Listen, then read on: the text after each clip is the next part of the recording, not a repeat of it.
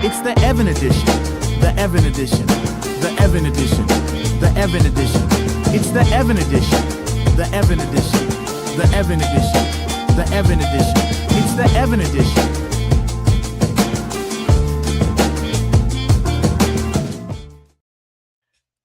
Welcome back to the Evan edition, where we talk movies, TV, comics, pop culture, and everything in between. I am your host, Evan Bernstein.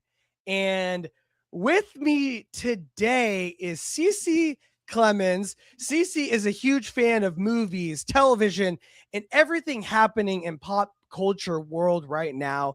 And she brings a great perspective and energy to these conversations. I'm really excited to have her to talk through all these big topics we got tonight.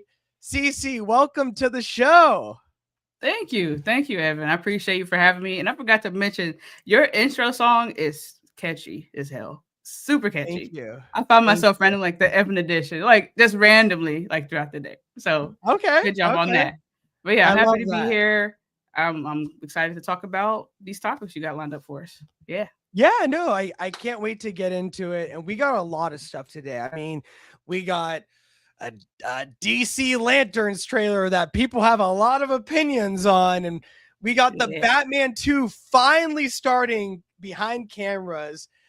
We got a Game of Thrones movie in the works, Spider-Man Brand New Day, more trailer details. When is it going to drop? We might finally have a date.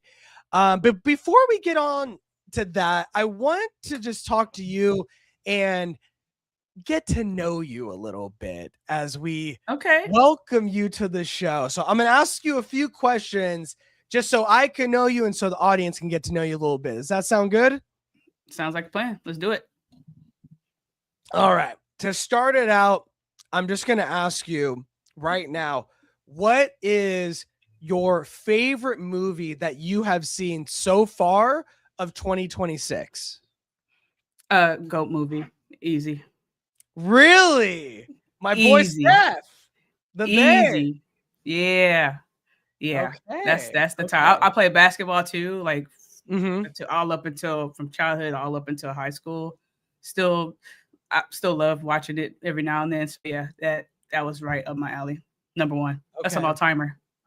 And when it comes, I mean, that's big news because I know you just saw Hoppers, which is Pixar, creme de la creme, as they say, top of the top.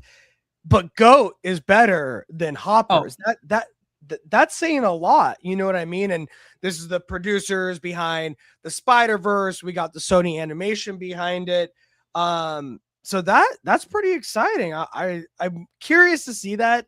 But also, as you know, this is the Bay. We big Steph fans, so we got to see it eventually. But not the one that I can. You got to be selective when you get your wife to the theaters, and I don't know if I can. Put out GOAT and get her in. It has to be a little bit bigger. So we're going.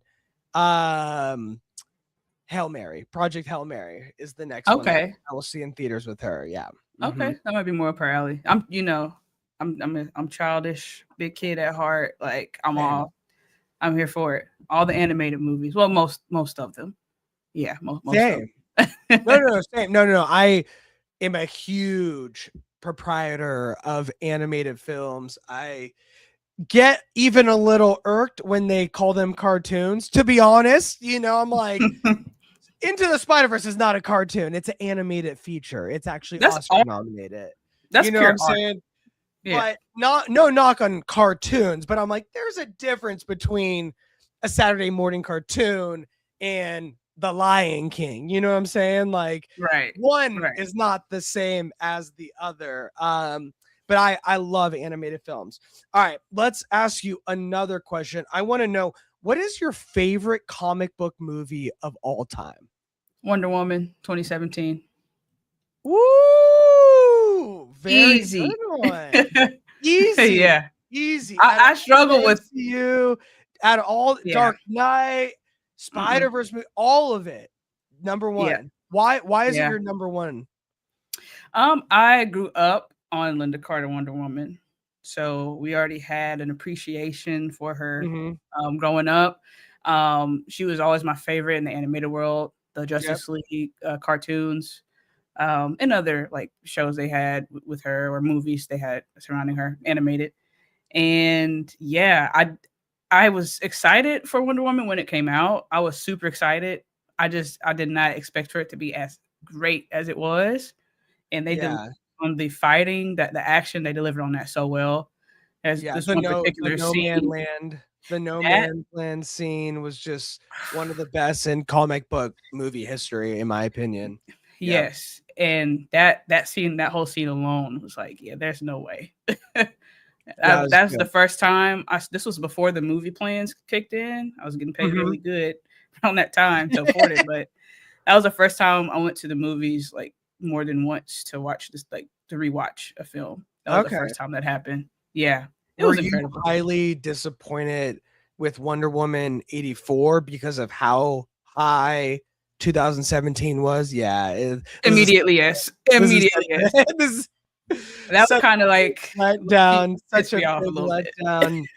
That was Before we depressing. move, no, it was very Yeah. depressing because I mean my wife also Wonder Woman 2017 holds a special place in her heart. And also, Linda Carter is Latina, and not a lot of people know that because she's very like white passing, but to have a Latina actress be the first representation of Wonder Woman on any screen is a huge deal. So now when they're thinking about, Arjana or Issa or all these actresses, actually falls in line with what they've been doing from the beginning. So I'm really excited to see Yeah, who they get next in that seat. I Let's am say too. hi to some people in the chat. We got Collector Man who just wants Hey. to see Zach, I guess, but we're here too. Welcome to the chat. But we do have Zach, and he is agreeing Wonder Woman is so Dirt. underrated, which is insane. Crazy. And then collectors talking about Pokemon Yu-Gi-Oh! It is better than the Lion King. To each his own. To each his own. But Different things all going do on have here.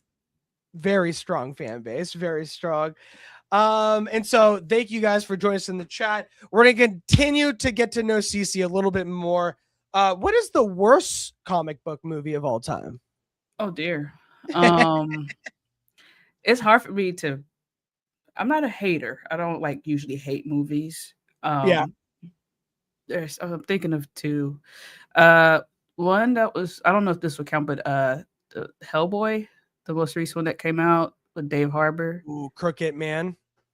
Yeah, Oh no, the one yeah, before with that. Dave Harbour. Didn't they have Okay. Mila Jovovich in it? She was I like the think. villain, right? Yeah, that Or was so something. disappointing. Yeah, I I I that would think I be. saw it, but like quickly forgot about everything. Yeah, My mind has a safety hatch, I think, of bad movies. It's like, well, nope, we're not remembering any of that. and I love Hellboy, so that was heartbreaking. The other one I think that I may have disliked more was it New Mutants? Yeah. Mm-hmm. Yeah, yep. Yeah, New Mutants I is wouldn't. I didn't get jiggy with that one at all. yeah. I think Zach likes New Mutants. I think he's a Yeah. New Mutant fan, right, Zach? Let Okay. me know in the chat. Yeah, I He's couldn't. saying he likes that Hellboy. Wait, damn, I like that Hellboy, but I never seen the other ones. Oh, damn, bro. You never seen the Yeah. Guillermo del Toro ones? Especially the second one. That opens up the world. Like there's this underground world in the second one. It is so Guillermo and all the characters. It's like fantasy heaven. And it was hot after Pan's Labyrinth. So he was still in that like, character mode with the fairies and all that stuff. And man, you got to see what is the second one called? It's like Hellboy and the Golden Army or I don't know. something like that, right? I don't know Something the names. I'm terrible, but Hellboy, yeah, you got to watch what's your the name? classic ones. They're Hellboy fans are gonna come after me for not remembering. Okay, who is your favorite on-screen Batman?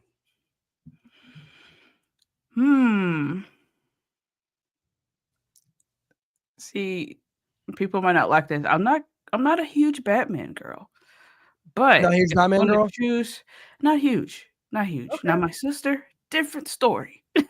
Oh Very yeah. different Oh, story. she big time. Okay. I'm not a hater. I'm just not like crazy into his world like that. That's okay. I would probably say Christian Bale. Okay. Yeah. It's a Yeah. safe one. Yeah. It's a safe bet, out of all the ones I've seen, yeah, I'll say he's my favorite.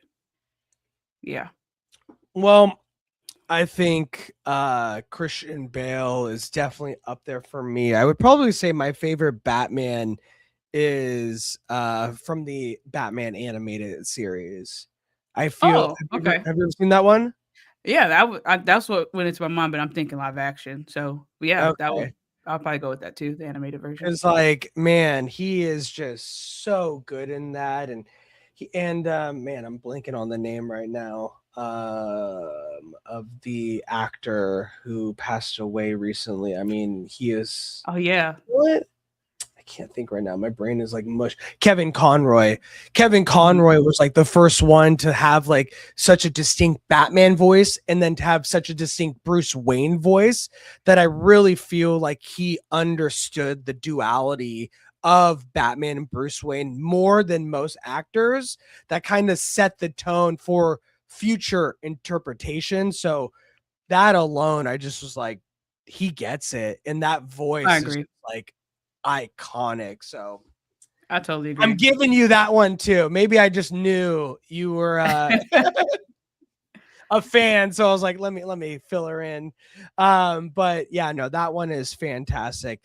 Well, we got a lot of stuff to get into it, and we got to get into it before you fall asleep. So hey, come on now. Let's start getting into some of our topics, and we can learn more about you along the way, which I am really excited about. So with that all down, let's get into our first main topic. And this is a really exciting one because since 2011, the franchise Game of Thrones has really taken the world by storm. And it really proved to people that fantasy, high fantasy, is not dead. You know, there was a time with Lord of the Rings where it's just at the height, winning Oscars, all this stuff. And then it took a break. And then Game of Thrones came out in a big, bad way. But this is long form storytelling, right? And it's lived there for quite some time with the spinoffs like House of the Dragon and now A Knight of the Seven Kingdoms.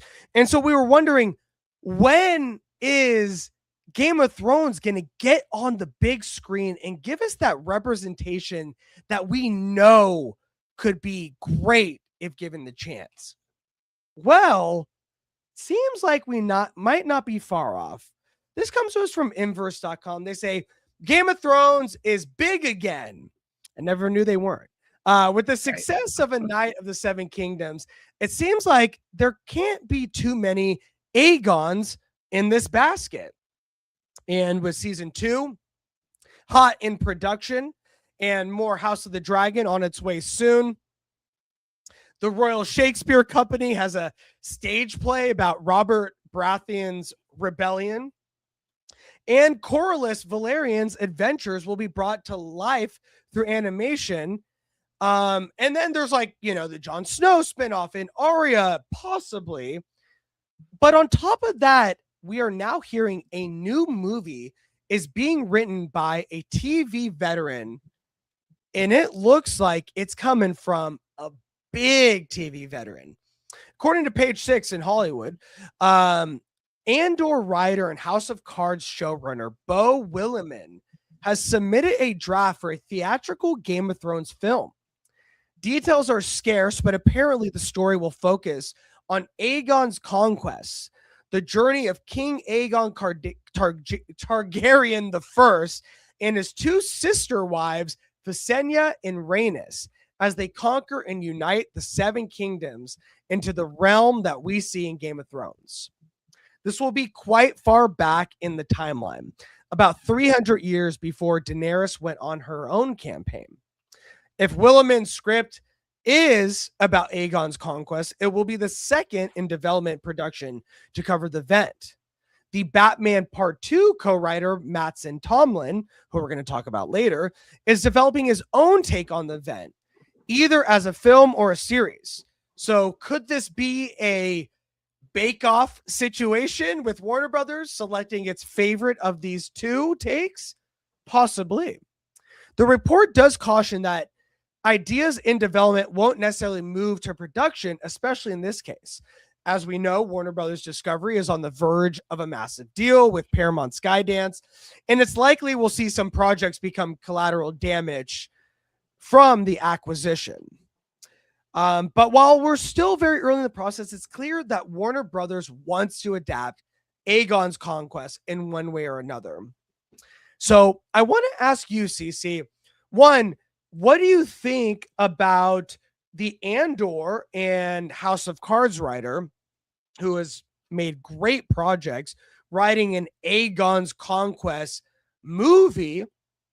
And 2, do you think that this should be a movie, or do you think it's better maybe if the Batman 2 writer does a TV series instead? So the first question, you said it's the writer for Andor and what he did House of Cards. Yeah. Okay. I have not had the pleasure of watching either of those. but I'm not even gonna lie to you. But I know they're great.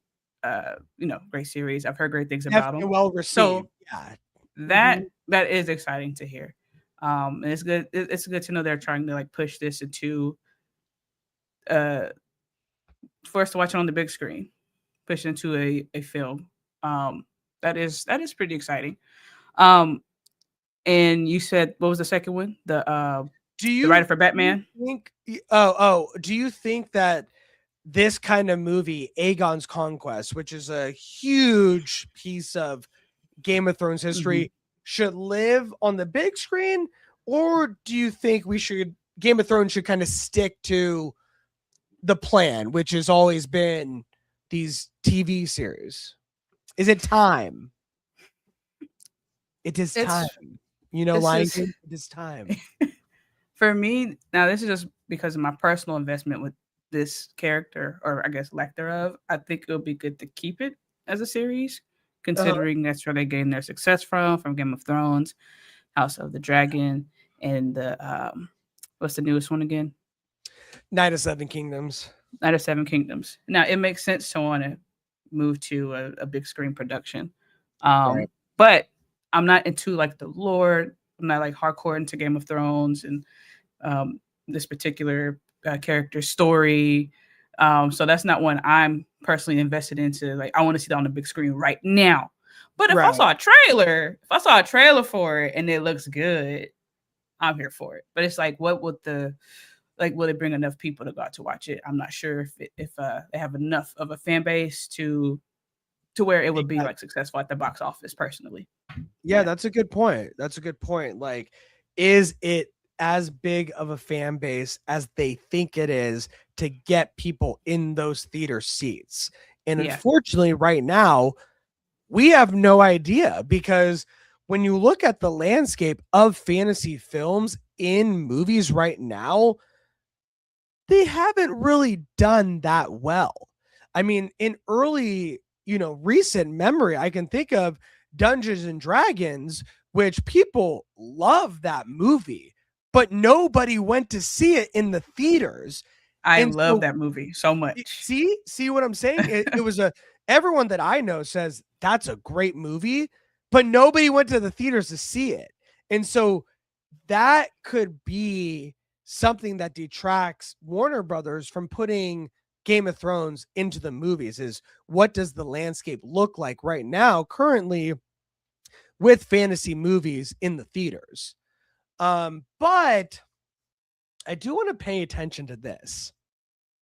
If you look at this photo right here, with Henry Cavill as Aegon, and then his sisters are Anya Taylor-Joy and Elle Fanning, sign me up. That would be absolutely epic, cinematic, top tier actors.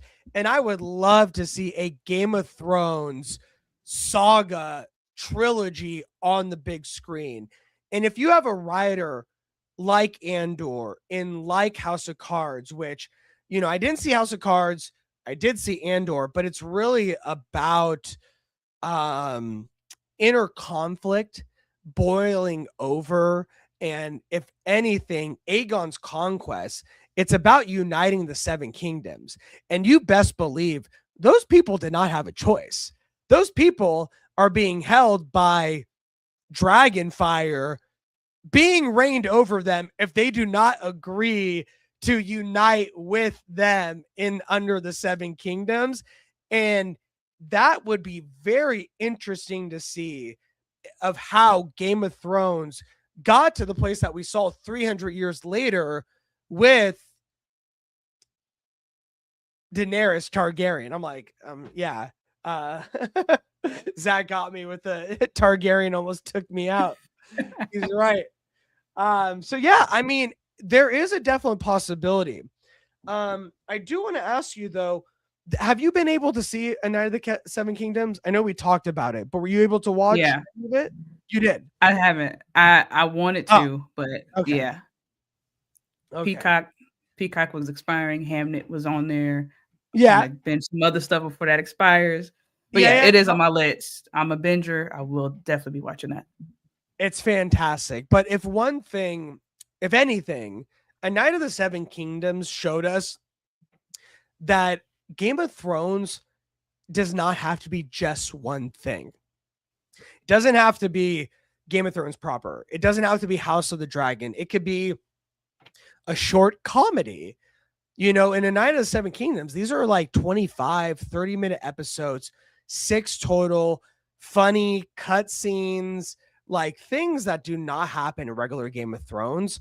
So it really showed us that you can play with Game of Thrones in this lore in a big bad way and still reinvent it and make it fresh and new for the audience.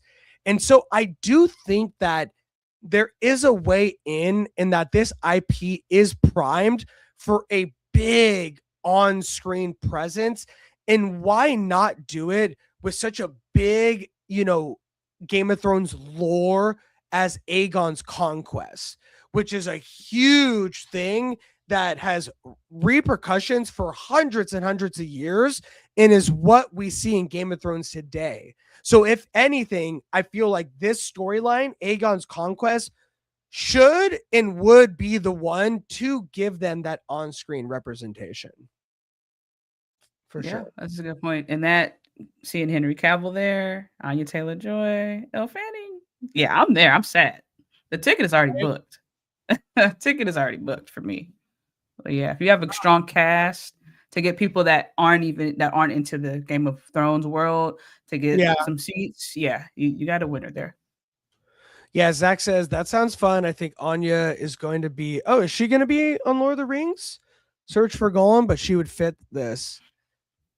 Interesting. I did not know she was going to be in Lord of the Rings, but she looks like she is prime for a fantasy epic. Like whatever it is, her look. I mean, she gonna be in Dune 3, right? So she's already gonna be in a fantasy sci-fi type epic, but yeah, she looks primed to be in something big and bad. So I just can't wait to see her in that kind of high genre type of movie. Absolutely. She has that ethereal look to her that will fit this perfectly. 100%. All right, guys. Well, what do you guys think? Do you think that Aegon's Conquest sounds like it should be a movie and you want to see it on screen? Or do you think we should go maybe the Batman 2 writer route and keep it maybe like a contained limited series, big saga type TV series on HBO? Or should we take that jump? My series for some reason. Or should we take that jump? Drop a comment below and let us know your guys' thoughts. All right, guys.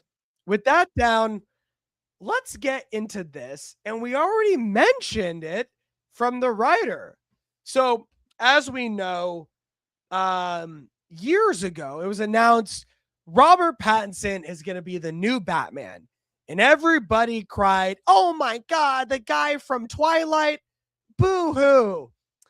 And then 2022 came around and we were able to see vengeance in a very badass way.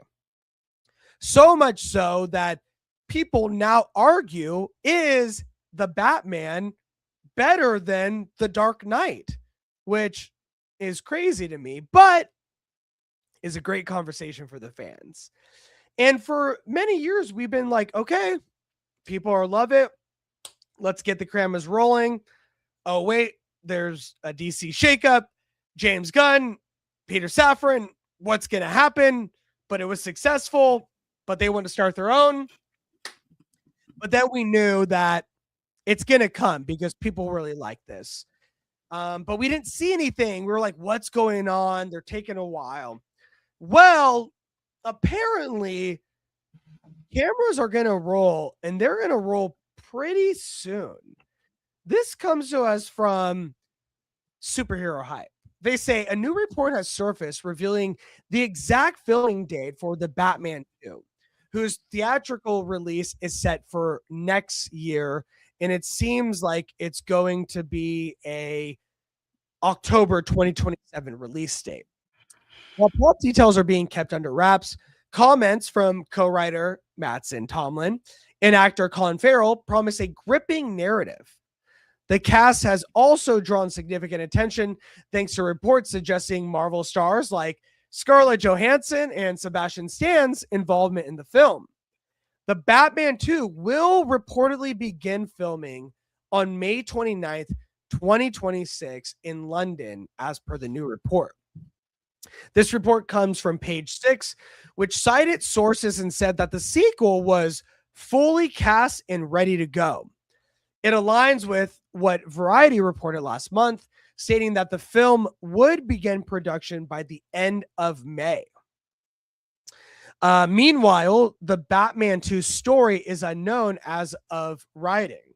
However, Mattson Tomlin, who we talked about writing that Game of Thrones movie, told fans that he and Reeves had worked very hard to, quote unquote, tell a story worthy of the character.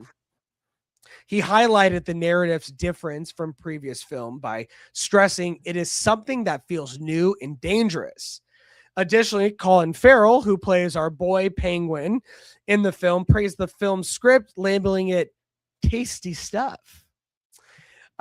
Although the sequel's plot hasn't been revealed, some rumors, yet unverified details, have surfaced online. A user claimed that the Batman 2 would be a way more intimate than people expect movie.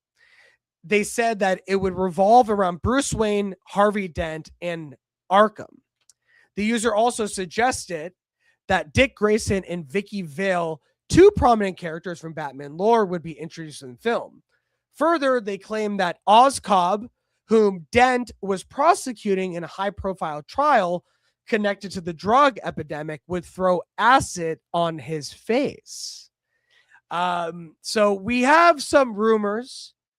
We have some things in the air, but we have a confirmed filming date in May. Cece, I know you're such a big Batman fan, so I want to ask you, one, did you see the Batman in 2022 with Robert Pattinson, and how did you like that?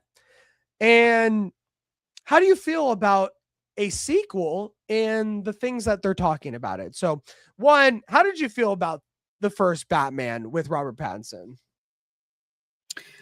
I loved it. Yeah. I watched it twice, actually. I went to the theaters twice to watch it. Yeah. Let's go. Yeah. Okay. Runtime was thick. But it was good. It was good enough to watch it twice. So yeah, I really enjoyed that one. Can I ask you, what made the Batman so good and really resonated with people, especially when we were hot off of the Dark Knight trilogy, which people hold to just such a high standard. But then people saw this movie and were like, wait a minute, hold up, wait a minute. This is actually pretty damn good. Why do you think people resonated with this movie so much? I think it was well, two things, well, three for me. But Robert Pattinson, like I was one of those people that was like, Sparkling Twilight Boy? What? Okay. Like, hey, that you never saw a Good Time. You said Good Time? I don't know. With a minute? No, I haven't seen that. It is. I know he's a great actor. Softy Brothers, before Okay. Uncut Gems. Yeah. Okay. Yeah, I'm telling you, you will love it. I'm texting you Good Time after this to remind you, but I've definitely seen that before, like the thumbnail for that. Is it on HBO It's one of those ones that got momentum after, but I think it's what convinced this is a good Batman. And when you see it, you'll be like, oh, I see it. He can be dark. It's messed up. It's really messed up. Yeah. Okay. Yeah, I'll definitely check that out. I've definitely seen it, heard of it before. But yeah, his performance was so good, and I love that he wasn't trying to be like, wow. I can hear you. Just black. No, you're good. I never got this, but as I told you, because it's such a nice day, my camera overheated. Oh, we love that. Yeah, we love that. We love that. Interesting. I have not had that happen ever, but as we get into the different into the different weather, we're unfortunately gonna get some heating going on. I want to ask you, so now that I know, you are a fan. I love this pivot, by the way. Good job, Evan. Now that I know you are a fan of the Robert Pattinson Batman movie, it has been 5 years. Do you think that this could hurt the movie at all? I think so. Because we're not like review wise, like success of how people perceive the movie, but just support in the box office. Because I'm watching it. I'm watching my friends, my homies, like Zach, Kenny, like we're watching this, But the average moviegoer, you got to get them out of the house. You got to get them invested if you really want something to be like super successful, especially in the comic book movie world. And I don't know if like a 5-year gap, and this is a 5-year gap. We're not even. It came out in 2022. Yep. Right. 3, 4, 5. Yeah, originally it was supposed to be 2021. Yeah, it was there. There was already a delay initially with it, and now we have another one with the 5-year gap in between. So, yeah, that could affect because like after about 2 years, like if they're working on another one, or you have a feeling they are, and after about 2-3 years, it's hard to like keep that excitement up or going for it. Because that's how I feel personally. There's a 5-year gap, or if it's more than like 3 years, my excitement just naturally kind of drains or goes down. I'm still going to watch it because that's what I do. I'm just a moviegoer. Yeah. But I would imagine for the average person, they're probably not. Yeah. So hopefully not, but it could. I hope it doesn't though. It's good. Great things take time. Let's get into this a little bit because I love the chat right now, and they got a lot to say about Batman. So is Zach saying that the Batman over the Dark Knight? That's a hot take. That's a hot take. Did you like the Batman more than the Dark Knight? You can't ask me that question, man. You can't ask me that. I don't know. Ask me no questions, and I'll tell you no lies. I don't know. Like Dark Knight came out when I was younger. Yeah. And I don't have. This is the camera I didn't have to use. Hey, big difference there. That was great. Oh yeah. Okay. Yeah, that was good. But I didn't have an appreciation for it like I would if I were older or into that world when I was younger when I Yeah. watched it. So Yeah. I really truthfully can't tell you, but I mean, I watched the Batman twice at theaters. I don't know if The Dark Knight came out. If I would have watched it twice, I probably would have. I don't know. But yeah. Speaks a lot to your love of the movie to go to it twice. I mean, I really only go to I mean, I saw the Fantastic Four twice in theaters. Fantastic Four. Sorry, I had to do it. Just for that reason, actually. Michael Giacchino. Great score. Fantastic Four. People are gonna be like, what the heck? I thought this was a Batman segment. But no, I mean, that speaks a lot to your love of that movie, that it resonated with a lot of people. I mean, that bad boy made over 800 million worldwide, which says a lot because we're talking about like 2 years after the pandemic, which it still wasn't like where it is right now. So it like speaking of Fantastic Four, when you look at Fantastic Four and Thunderbolts, I mean, those bad boys couldn't make it over 500 barely. And so it really speaks like people love Batman. So even though it's been 5 years since the Batman to when the Batman Part 2 will come out, I just think that this is such a big name brand and IP. Batman cannot fail. I think it will do wonders. Yeah. And also people are like, well, what is this saga's Dark Knight like, right? Because we saw their Batman Begins, if you will, with the Batman. And so this is really the opportunity to give us their Dark Knight, which is like, now that everything's established, give us the movie that like we know you have in you. So I think people are like really clamoring to see what is this bad boy going to be all about. And then they're going to compare it to the Dark Knight because it's like, this is this second one. And that was that trilogy's second one. Let's talk. And I cannot wait for those conversations. Me either. The only thing that I didn't, that I wanted more of from the first one is I just wanted more Catwoman. I needed to see more of her getting that action in, getting that fighting in. And I know this is the beginning stages, right? More of her origin in a way of, I know she was already kind of established, but this was like the early stages for her and him. So I want to see, she's not going to be in it. Oh, well, cancel it. Cut the cameras. Sorry, CC.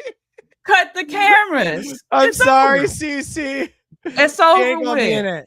She ain't gonna be in it. But as I was describing, we have Harvey Dent possibly in it. We have Scarlett Johansson. We have the Winter Soldier as a Harvey Dent, possibly. I need female power. You know what I'm saying? We need female power. We need female power. That's good. We do need female power. But based on what you're hearing, right, about we're going to go down this Two-Face route. We're going to see maybe his origins, how he got the acid on half of his face caused by the Penguin. Does that make you a little bit more excited about what this sequel could hold? Oh, very much excited. I'm no hater. Yeah, I definitely want to see that origin on the big screen. I need that. Yeah, for sure. Okay. Because one thing that I really love about Two-Face's storyline is that it really mirrors Batman in a way. This duality of man, the light and the dark coming together, and really using Two-Face as a juxtaposition to show that someone is one bad day away from becoming the villain is such a great way to highlight who Batman is. And so I think using that as a storyline for the Batman 2 is a great way into this character and something that we really haven't gotten to see in other subsequent Batman films. Yeah. Yeah. I'm excited for that. That's okay. Like we'll be okay with Catwoman. That's fine. And then you said Scarlett Johansson is in there. Did they know what role she's playing, or they just know her and the guy that plays? Even under wraps, but it seems like it could be Gilda, which is I think Harvey Dent's wife. Oh, okay. Yeah, I think we're gonna get the whole Harvey Dent family. It seems like, Wow, that's gonna be dope. Deep ties to the comic, so that would be really interesting. But I like what Collector is saying too, because I really thought we were gonna go a Court of Owls situation. Not so much Mr. Freeze, which is a little bit more fantastical because this franchise is a lot more grounded than what we've seen in previous Batman films. I thought if they did a Mr. Freeze, it'd be like a Killer or Freeze's Bodies or a la Dexter or something like that. But it seemed like what they set up with the underground of Gotham being controlled by the elite, rich 1%, it seemed like Court of Owls was primed to be a main villain. So it's very interesting that they're going the Harvey Dent route and not the Court of Owls route.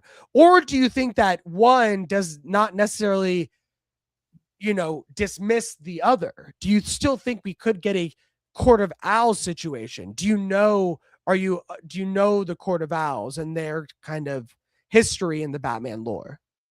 I am not familiar with their game. I am not. What the fuck? No, I'm just kidding. Hey, come on, man.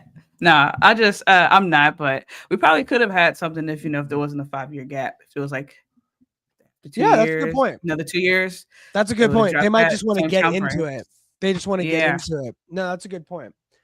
Well, let us know what you guys think. Are you excited to hear that my camera shut off and we are finally going to see the Batman 2 in front of cameras and have this bad boy come out in October 2027? Perfect month. And do you think that the Harvey Dent storyline and the Two-Face storyline is the way to go with a Batman 2? Because we haven't really, besides our Tommy Lee crazy version, haven't really, and also our Dark Knight, what's the actor's name version? Maybe it's been overdone. Or do you think there's still more shades of Harvey Dent, more faces that we could see? Drop a comment below and let us know your guys' thoughts. Man, this camera really threw me for a loop. That happened to me. I was recording Predator Badlands movie reaction, and I was like, I started realizing, I can do 4K on this. Wow, that's crazy. Looks so much better. And then it cuts off, like not even 1/3 of the way into it because it's overheating. I'm like, okay. Were you live? No. Yeah, I just pre-recorded. You're like, no. Yours is much worse, but mine was. No. Yeah. Yours going live, I would have panicked. You definitely transitioned much better than I would have. So yeah, and this looks good. It's good. Got the lighting going. It's good. Yeah. No, I appreciate that. I appreciate that. Oh, Collector was saying they like my Michael Keaton Batman Cal, which is a fantastic Batman. Well, let's move on to this. So, as we know, or we don't, where is the Spider-Man trailer? For weeks, we've talked about a synopsis. We've talked about a description. We've talked about on-set badass photos. But did we ever get an actual trailer? No, they did not give us the Spider-Man Brand New Day trailer, but just maybe we're getting it soon. This comes to us from someone that doesn't have a trailer for us. Comicbook.com. They say the trailers have been released for many of the summer's most anticipated films, but Marvel fans are still waiting for their first look at Spider-Man Brand New Day. At one point, it was speculated a teaser trailer could be attached to Avatar: Fire and Ash, but that served as a launch pad for the Avengers Doomsday marketing campaign instead.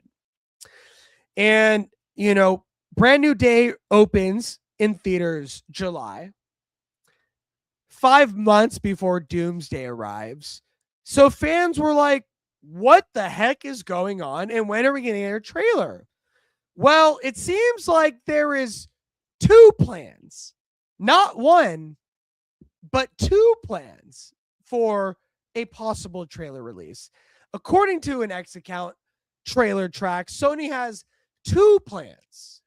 2 plans for Superman Brand New Day. The first would be to attach it to screenings of this month's Project Hail Mary, which I have tickets to on Thursday next week. Having it be a theatrical exclusive for a short period before officially sharing it online. The other is to wait until CinemaCon in April. Don't do that. Where Sony will host a presentation on April 13th. The studio would show the trailer and exclusive footage to attendees before releasing the trailer to the general public after the panel. Both of these reported plans have their own merits. Project Hail Mary is the first true big budget release of the year and has been generating enthusiastic buzz ahead of its release in a couple of weeks. The early box office projections are quite encouraging, estimated around a 50 million domestically grossing opening weekend, meaning Brand New Day trailer would play in front of plenty of eyeballs. However, the CinemaCon plan makes sense because Sony's kicking off the convention with its presentation on opening night. All eyes will be on Sony April 13th as the studio showcases its upcoming film slate. So, we have no trailer, but we have 2 different options. If the trailer doesn't come out until April, the situation will be all the more frustrating for Marvel fans. It's already shown us so many, on-set videos, Tom Holland coming with the doors open saying, let's go, or whatever, getting married to Zendaya, his own MJ. Everything has happened except a trailer. So, Cece, I want to ask you, why is it so hard these days to get a Spider-Man Brand New Day trailer? And which plan do you think would be best? Project Hail Mary, CinemaCon? That is tough. Why is it so hard? I don't know. They're probably overthinking it or want to be very strategic to get people really excited for it because it comes out in July, right? End of July? Is that when it comes out? Yeah. And this is just a teaser or like a full-blown trailer? Or do you know? Damn, I don't know. If it's a teaser, go ahead and drop that on Hail Mary. Stop playing with us. It's a Seriously. teaser. Like, come on. Stop. That's what I say. Because they usually drop a teaser and then an official trailer. So if they haven't dropped that, they should do that on Project Hail Mary. Me personally, like my relationships with trailers have changed. I started out doing trailer reactions, and now I hardly watch a trailer, or I'll wait. Just give it to me, and I'll see it when you upload it. Just don't play with my emotions. Yeah, I'll watch it, but it's like, don't play with my emotions. Let me see it. What really did it? What was it? Spider-Man No Way Home. The animated Across one. the Spider-Verse. Across the Spider-Verse. And they're like, oh, we're gonna have the next one next year. I was like, bet. Like, no, we're not. Okay, emotional damage. 4 years. Emotional damage. And then I'm like, you know what? I'm just gonna wait until I see the actual trailer. Whenever you guys decide, that's when I will see it, and then I will be excited from that point. Don't get my hopes up. Yes, that traumatized me. I was so excited after. I was like, next year, I was like, wow, that 1 year, that's crazy. They're gonna do that, and they didn't. And they did it. Yeah, they exactly. Didn't. Yeah. But me, I'll just patiently wait until I see the trailer. They're not gonna be playing with my emotions like that. I choose peace. I choose happiness. I choose joy. But yeah, if it's a teaser, go ahead and drop that on Hail Mary. That's my opinion. Yeah. No, I agree. I think it just makes the Hail Mary experience all the better if you drop a Spider-Man trailer exclusively before it. That's what we used to have back in the day, is like these things wouldn't come out online. You would have to go to the theater to see the trailer.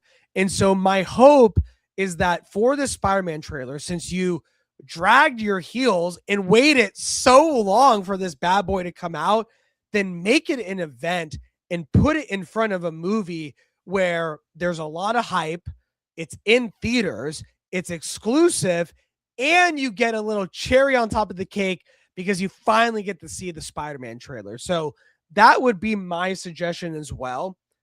On top of that, I think that this trailer really needs to do a lot of work because we've taken such a long time to even get to a trailer. I mean, we're talking about almost April. This bad boy comes out in July.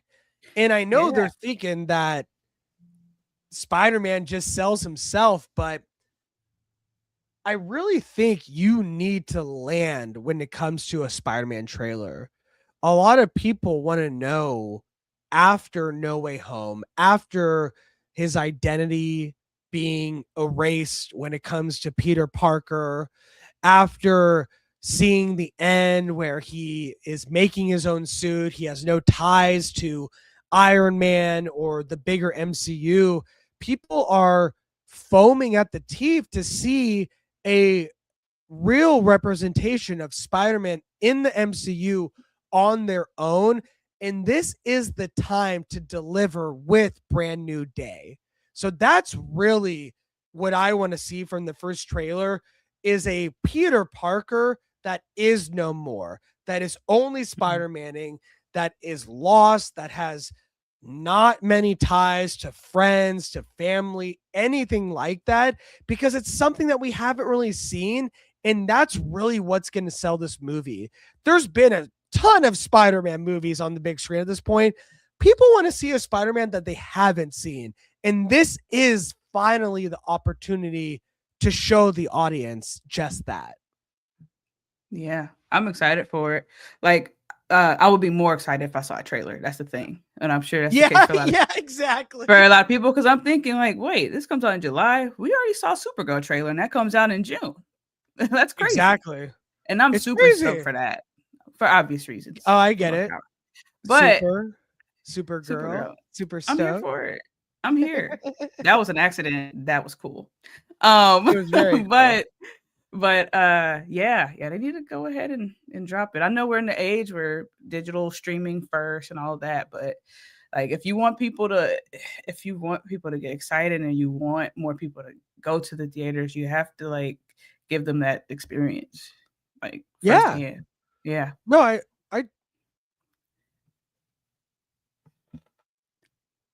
don't summon nothing. What's that? Oh no. I was here. Someone's gonna come. Spider-Man, come on out now. Just coming out and shit. Open the way with. Yeah, exactly. No, I heard like a like like when a water jug like gulps, like gulp. Oh, that's not cool. Like, that's not cool to hear if that is not what's back there. I'm like, are we gonna am I gonna fall through the floor or something right now? Better not. I'm a big lover of Spider-Man. And so most people are a really big lover of Spider-Man. So it's just like, let's see it. Why are you guys holding back so much? I don't get it. It's really frustrating because people are clamoring for this, and it's really a good sign that people still want to see Tom Holland as Spider-Man. Like, for as much as people love Andrew and Toby, they also enjoy Tom Holland. It might not be their favorite representation of Spider-Man, but there is some kind of love for this. I have a lot because I feel like he is the most kiddish high school version of Spider-Man, which is very Spider-Man. But you can see that people are hungry for a kiddish makes a lot of mistakes, Spider-Man, because we didn't really get that with the other representations. We had like almost 30-year-olds playing a high schooler, which is not the best representation of Spider-Man. And so I think the fact that we did get to grow up with Tom Holland in a lot of ways, where he started as a inverse 16-year-old and now he's an inverse 22-year-old, that we did get that opportunity to grow up with Tom Holland Spider-Man that we didn't really get with the others. And so I think there is that kind of love based on that fact. Yeah. So, yeah, I mean, yeah. I think I've always said like Toby was my favorite, but I mean, I love Tom Holland too. Like, yeah, he's great. That's what I feel like. I feel like that's the sentiment, is like, he's not everyone's favorite, but they're like, but I like him. You know, that's like the sentiment, right? Like, not my favorite, but I like him. And that's okay. That's okay. And so give us the trailer. We want to see a trailer. We want to see a trailer. We don't want to see it at Comic-Con on April 13th. We want to see it on March 19th in theaters before Project Hail Mary. And I'm sure you guys feel the same way. So let us know what you guys think. And let us know what you want from a first trailer, because this first trailer has so much anticipation built. It needs to deliver. So drop a comment below and let us know your guys' thoughts. All right, guys. We've been getting through it. These are quick. These are very quick. Yeah. These are very quick, but we got a little bit more to go, and I'm really excited to get into this one. So, as you know, for the past 15, 20 years, for the past 15 or 20 years, we've been steeped in superhero stuff. And so it's really hard to change the game and show us something different. But luckily, we had a television show do just that. And when it came out, it blew us away. That's right. I am talking about the Amazons, The Boys. The Amazons, The Boys. No one's even called it that before. The Amazon. But when The Boys came out, it really flipped the superhero genre on its head. It put a mirror to the sky if you want. No, it put a mirror to our own reality and showed us what it would be like if superheroes existed today in a big, bad way. And now, almost 5 years later, it's all coming to an end. And we got our first full trailer. And we know what Homelander's mission is in the end of The Boys. And it's quite interesting. This comes to us from Hypebeast. They say the ultimate bloody showdown is officially on the horizon. Prime Video has released the full trailer for the 5th and final season of The Boys, giving fans a diabolical look at the impending apocalypse. Promising to go out with an ultraviolet, darkly comedic bang, the hit satirical superhero series is preparing to close its doors with its highest stakes yet and most devastating chapter. Picking up immediately where the dramatic season 4 finale left off, the new footage reveals a world firmly under Homelander's dictatorial control. Sitting comfortably in the Oval Office, the megamaniacal Soup has a terrifying new endgame, acquiring V1, the original iteration of Compound V, to make himself truly immortal. To achieve his godlike ascension, Homelander awakens his father, Soldier Boy, from crypto sleep, setting the stage for a brutal global takeover. Meanwhile, the titular vigilante team is scattered and desperate, with Huey, Mother's Milk, Frenchie locked away in a vault-run freedom camp, Annie, Starlight, and a newly defective A Train are left struggling to mount a resistance. However, the biggest wildcard remains Billy Butcher, armed with horrifying tendril superpowers and a deadly world-altering virus. Butcher is ready to cross the ultimate moral line to wipe every soup off the face of the earth, no matter the collateral damage. Beyond the apocalyptic plot, the trailer also teases some major crossover and reunion moments. Key characters from the college spinoff, Gen V, are seen joining the Resistance, while showrunner Eric Kripke officially brings his long-awaited supernatural reunion to life, adding Jared Padalecki and Misha Collins to the chaos alongside Ackles.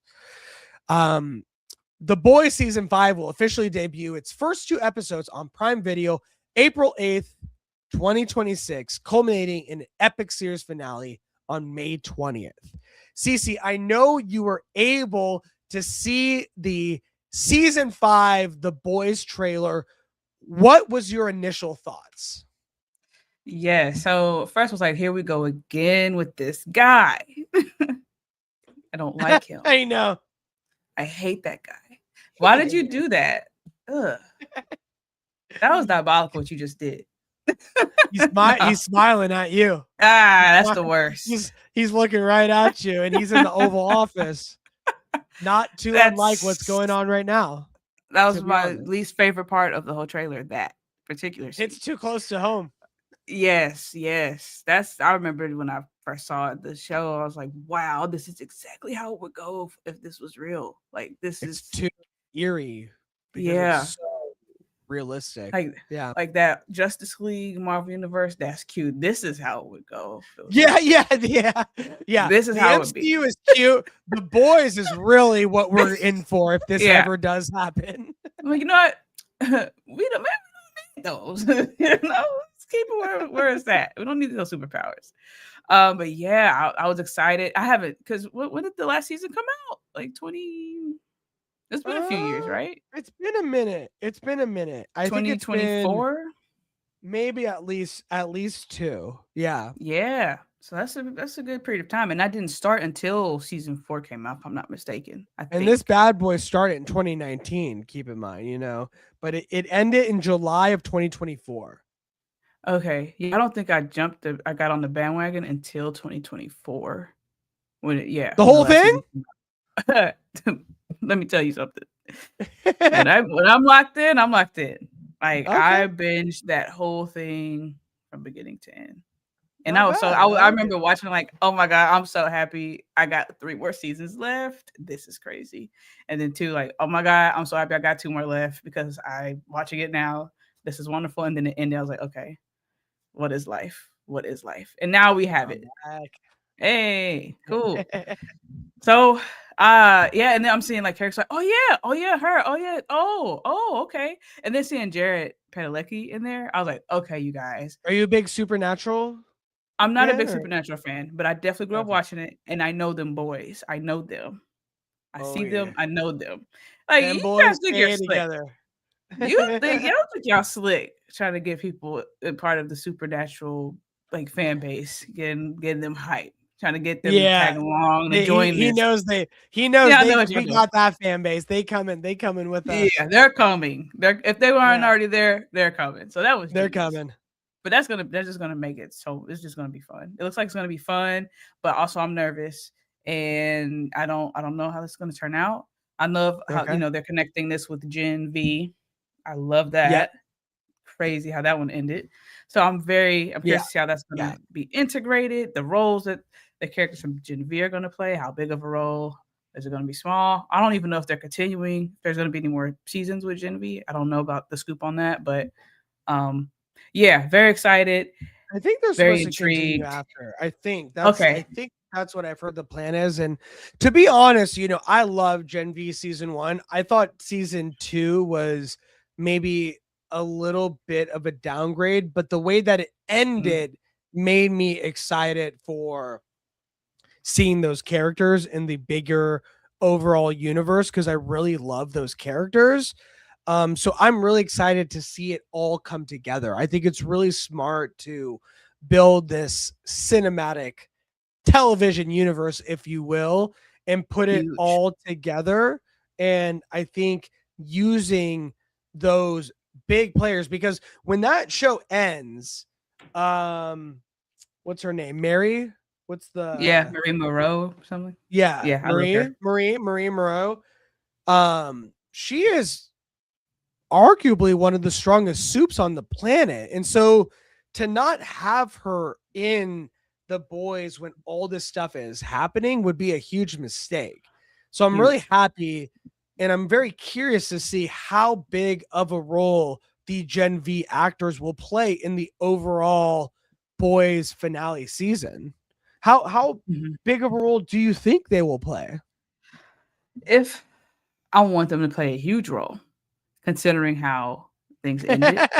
But if they're going to continue, this is a fear. Like, I'm okay. I'm going to be fine. But if they are going to continue Gen V with another season, I have a fear that they're going to like end us on the cliffhanger. Oh, we're going to finish this up on Gen V, guys.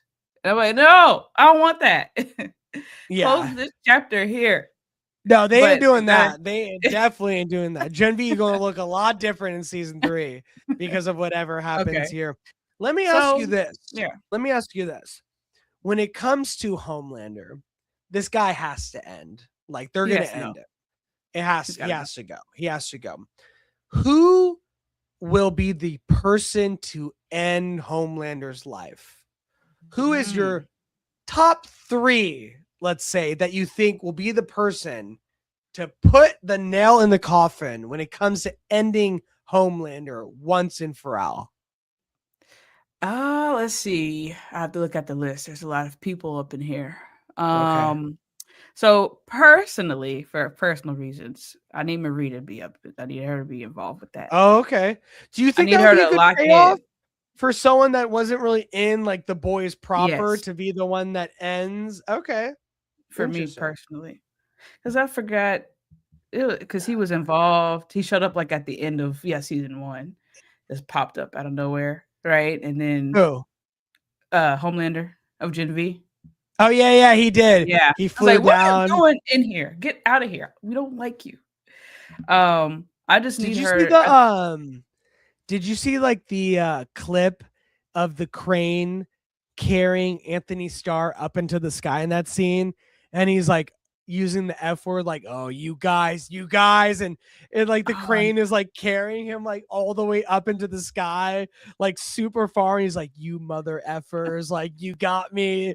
And he's like going like all the way up into the sky. It's really funny. Yeah. Wow. Yeah. I don't know if I have, or if that caught me, but let's see. Fine, never mind. No, I'm sure. No. It's been a while. And I binged it. So let's see. All right. Who is your other? Oh, Zach has to catch up on the boys. We're not spoiling it for you, are we, Zach? Because we're like at the end. We're at the end. We're in the end game now when it comes to the boys. So you got to get on that, brother, because it's going to be a wild ride for the end. Let me ask you.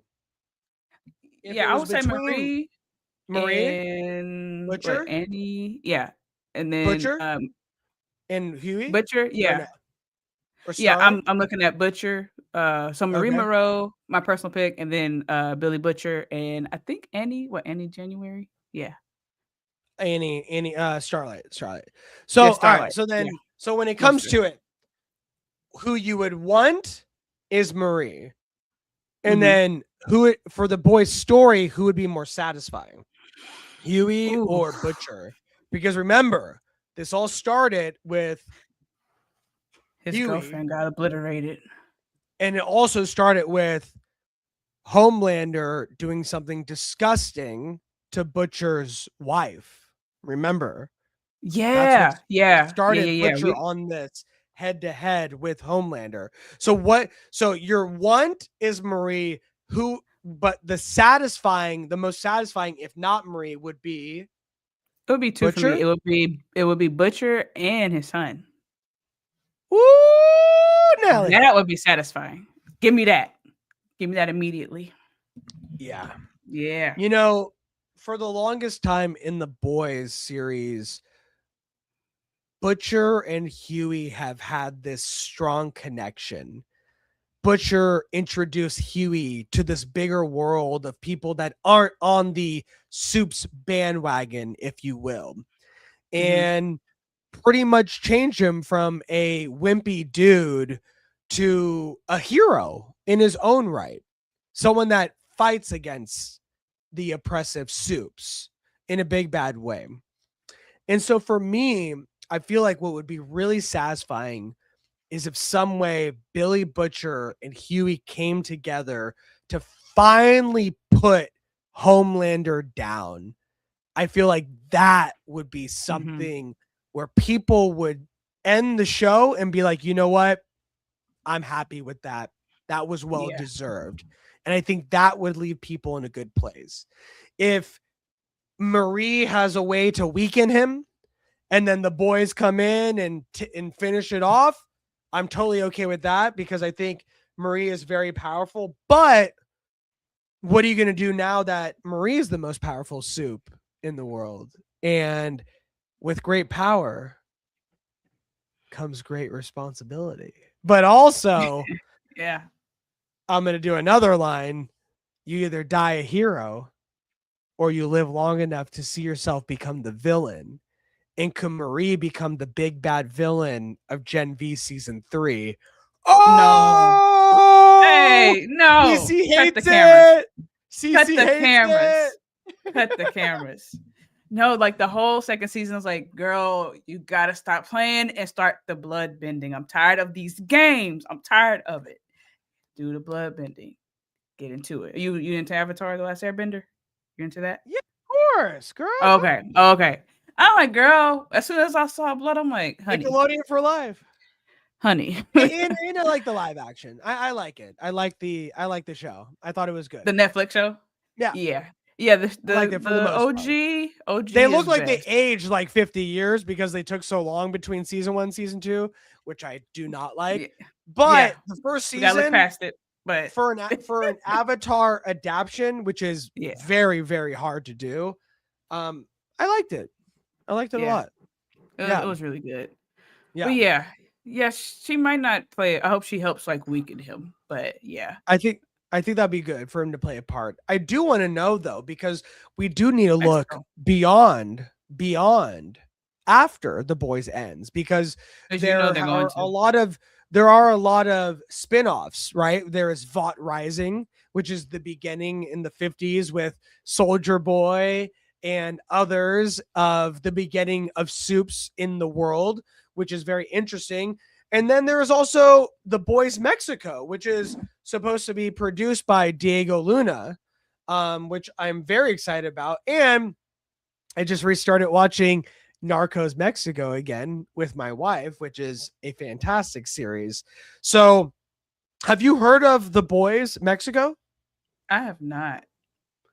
So this is going to be a Boys spinoff about the V1 Compound V being distributed to the Mexican population and what happened to that country with Soups being in it as well.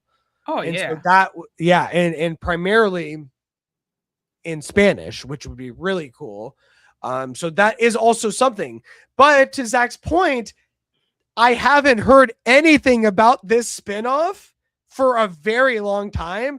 So I'm very curious to see if it's still happening. Is there any spinoffs from The Boys like that you would like to see that you don't even know if it's a possibility, but if it is, you would like to see it?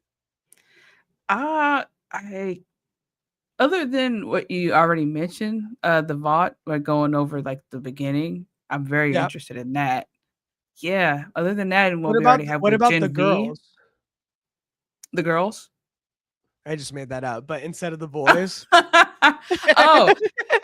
I would personally love that, but I have a feeling that title is not going to go over well with we need.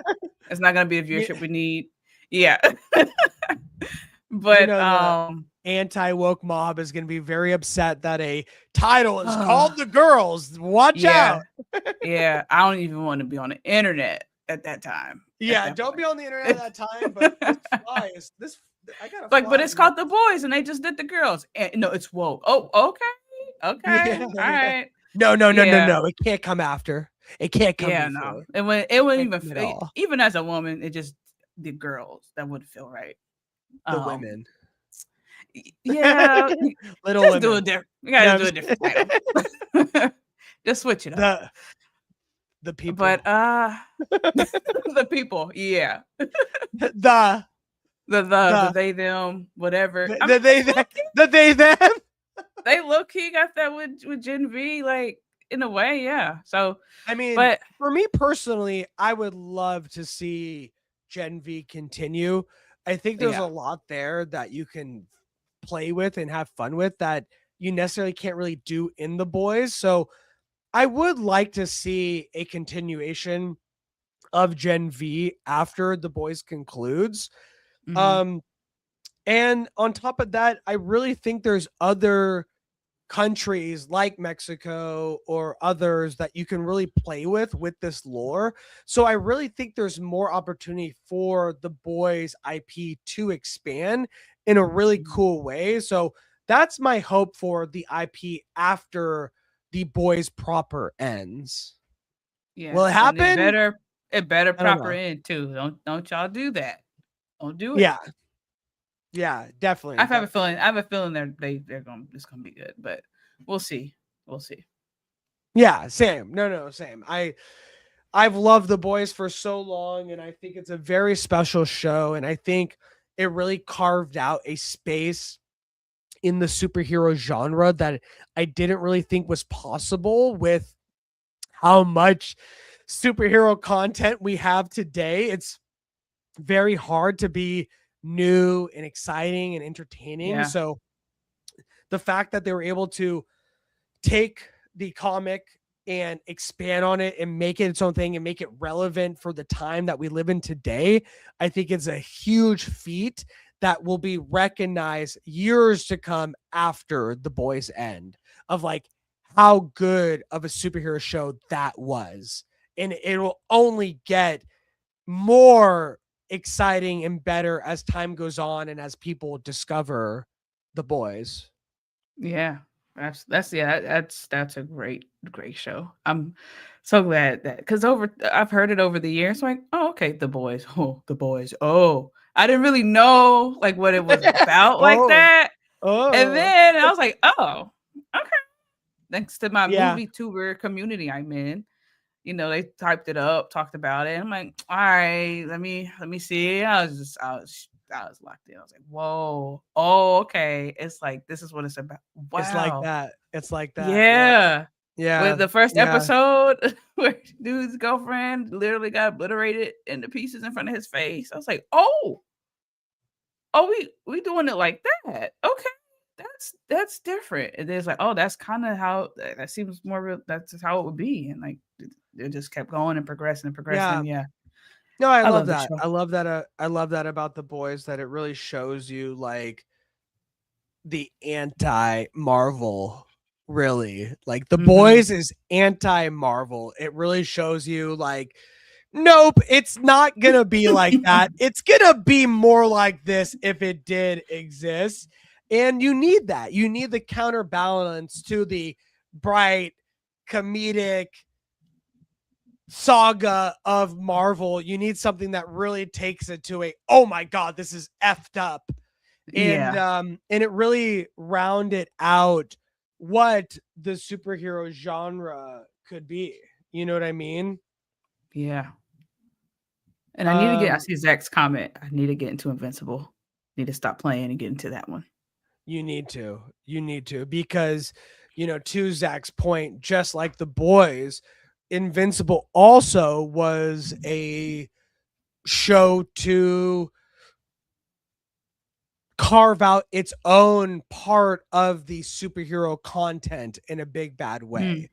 What Invincible was able to do in the animated long form storytelling landscape is something that we haven't really seen before, which is superhero world building, R-rated, bloody WTF moments. So it really took like what we love from the Spider-Verse and what we love from the Boys and Marvel and all these things and put it into one thing.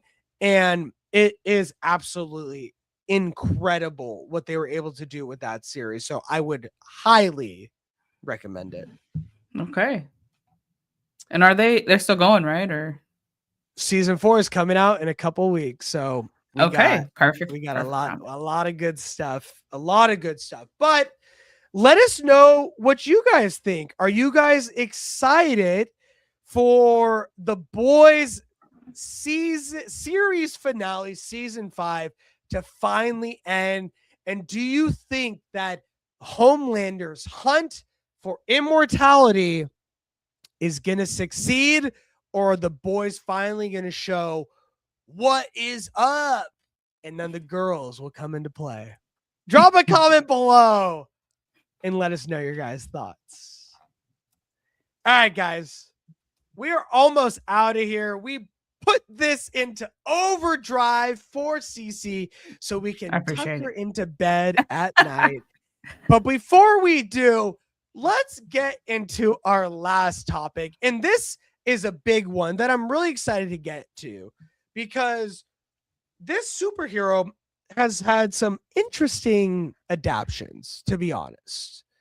You know, as you know, in 2011, our boy Ryan Reynolds took us to a place that we didn't know was possible with superhero movies. And was it our boy in red? No, it was our boy in glowing green. And unfortunately, that CGI monstrosity left a bad taste in people's mouths. But can HBO's DC's Lanterns bring us back to the promised land? Maybe. Just maybe. But it might not be the glowing recommendation that we thought. This comes to us from our boys at Radio Times. They say DC Studios has dropped a first look trailer at the sci-fi detective series Lanterns, and it's generating spirited debates online, to say the least. The series follows Green Lantern Corps' veteran Hal Jordan, played by Kyle Chandler, as he trains up incoming recruit John Stewart, played by Aaron Pierre, that's Mufasa. Hey! While the pair unravel the dark mystery at the heart of a Nebraska town. It was announced in January 2023 as a part of James Gunn and Peter Safran's vision for Warner Brothers' shared universe. Lanterns was always said to be drawing inspiration from HBO crime series True Detective. However, many fans have expressed shock on social media over just how heavily the project is leaning in that direction, while seemingly discarding the bold sci-fi elements and bright color palette that defines a typical Green Lantern comic book. A particular source of derision and disdain has been the first glimpse at Hal's comic accurate suit in this image above. Let's go into the Evan Edition classroom and take a look at this image. I want to ask you, Cece. We've heard from the online chatter.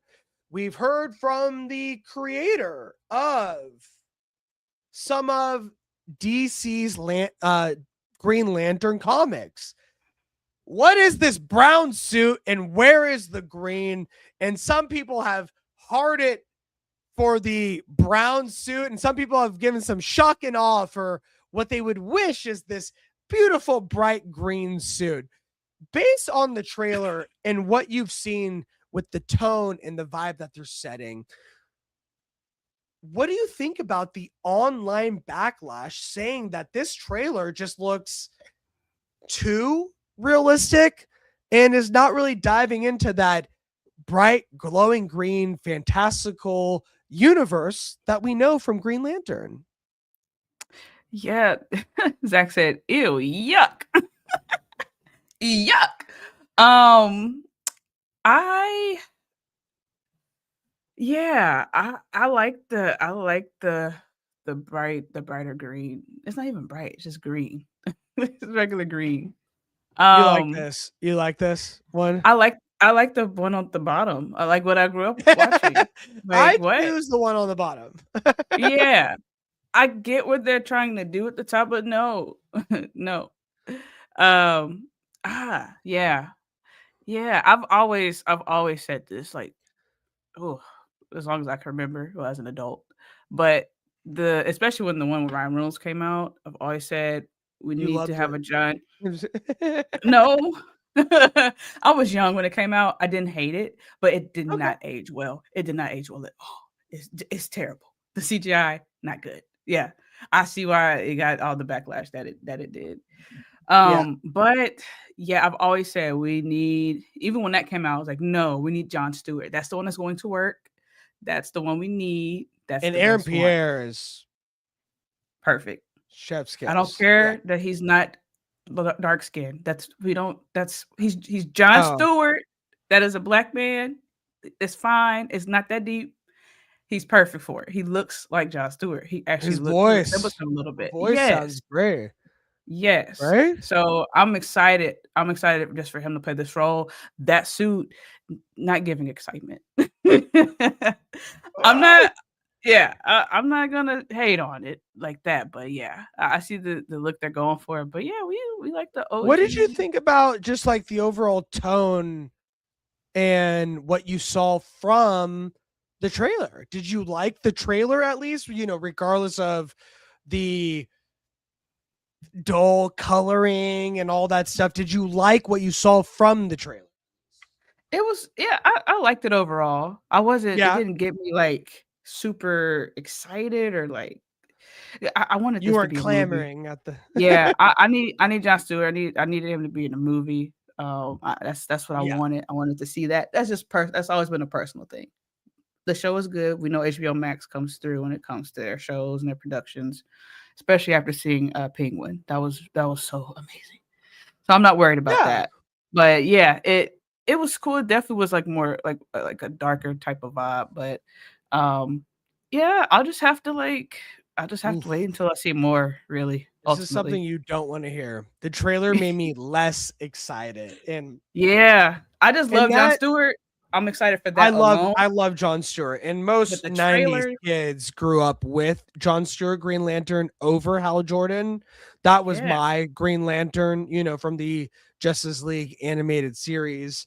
And so I've been dying for an on-screen representation of Jon Stewart.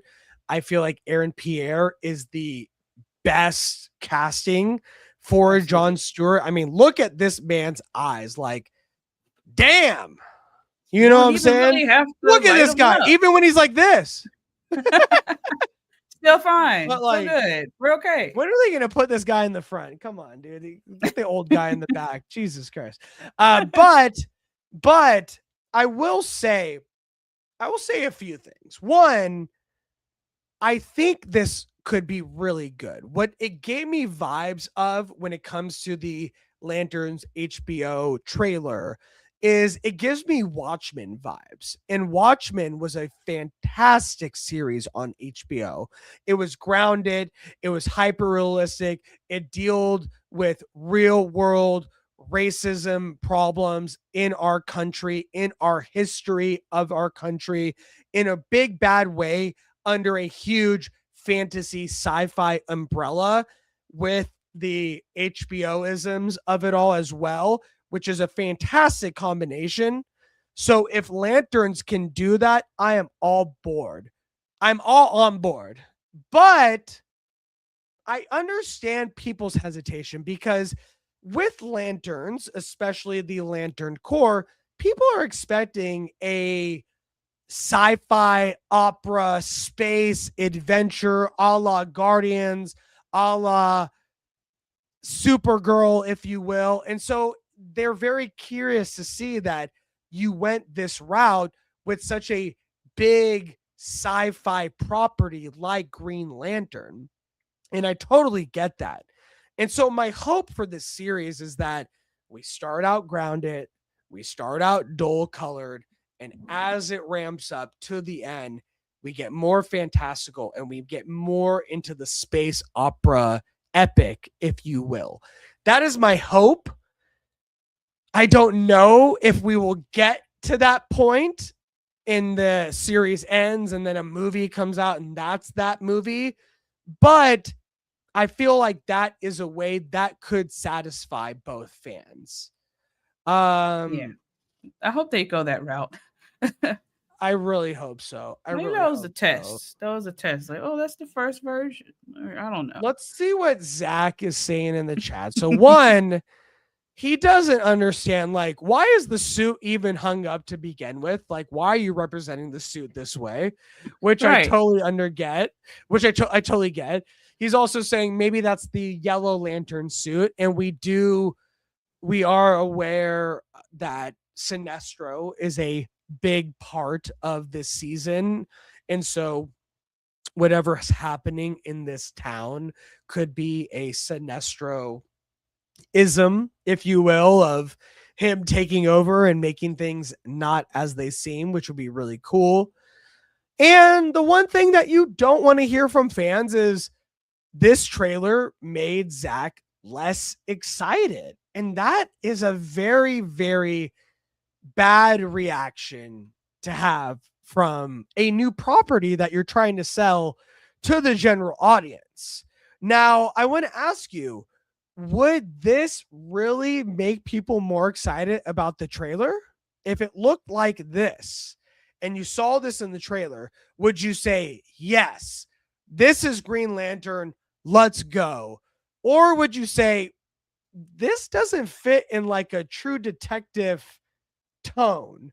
Like you're trying to do something fantastical and colorful, but also trying to do something grounded and true detective at the same time.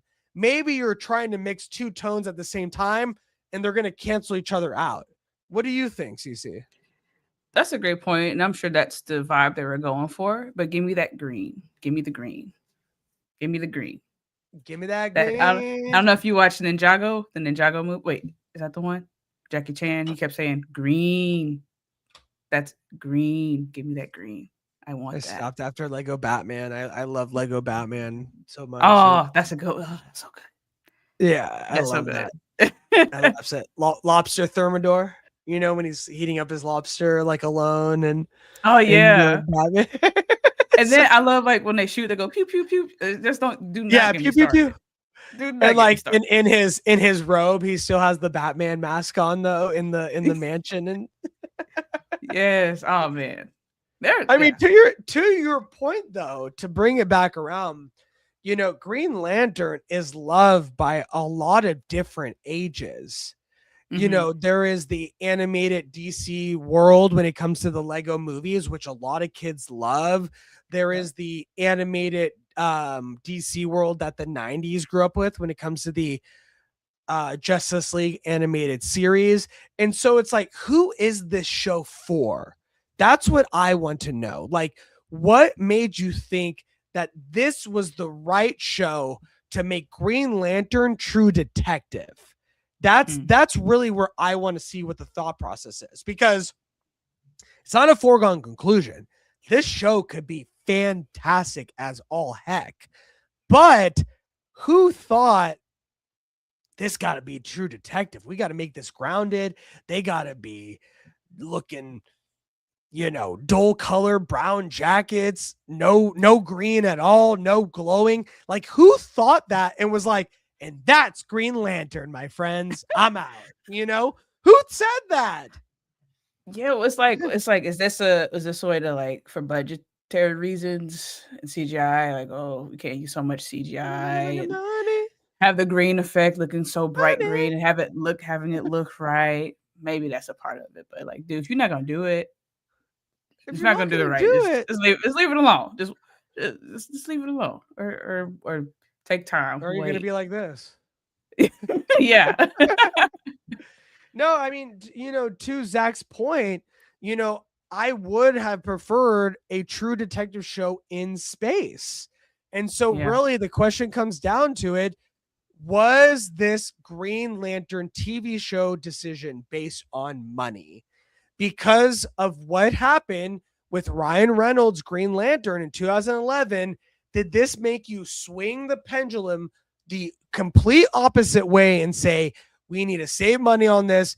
People have a bad taste in their mouth, no glowing green, dull colors, and we're going true detective.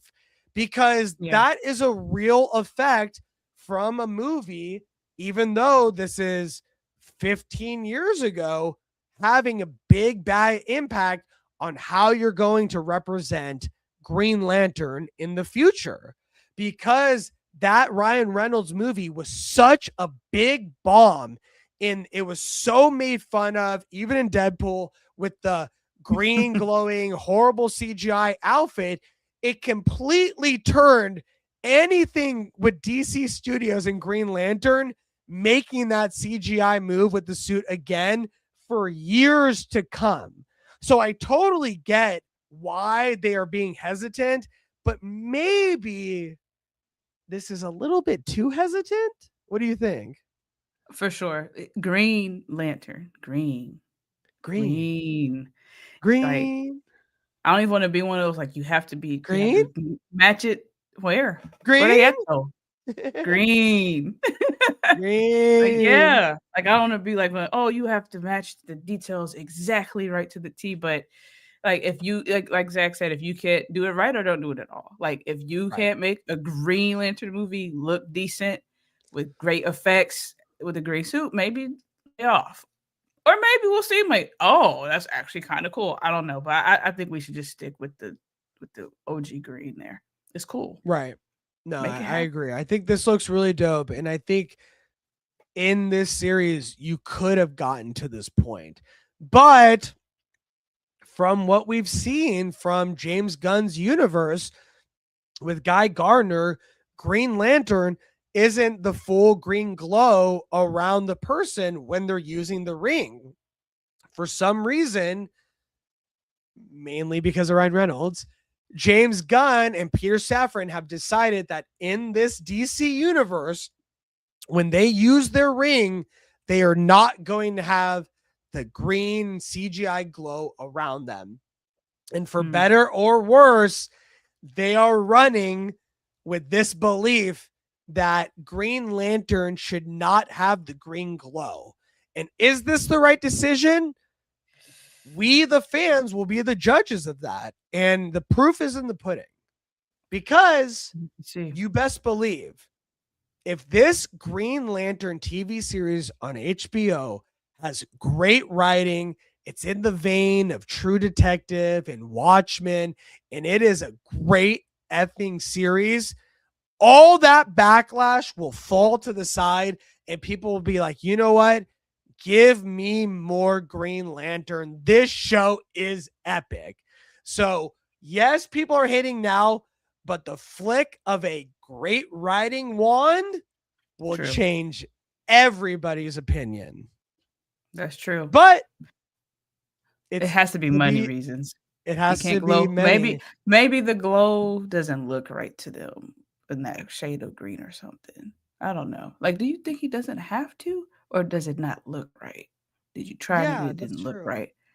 I don't know. To Zach's point, in the trailer, Hal does say he's the only human in the core, which doesn't make sense because he's sitting right next to Aaron Pierre. No, I'm just kidding. But it doesn't make sense because also we are introduced to Guy Gardner in the Superman movie.